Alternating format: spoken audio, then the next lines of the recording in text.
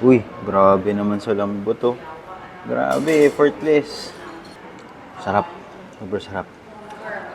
Hi guys, nandito kami ngayon sa bagong location ng Calle Mabini sa tapat ng Walter Mart Malolos. Kilala sila sa masarap at malambot na baby back ribs at isa ang Calle Mabini sa mga original restaurant na talagang sumikat at laging pinifeature sa national TV dito sa Malolos. Malaki yung place nila dito, very spacious, pwede sa mga events at gathering. Fully air conditioned din yung buong place na kayang mag-accommodate hanggang 60 packs. Meron din silang private dining na hanggang 12 bucks ang capacity.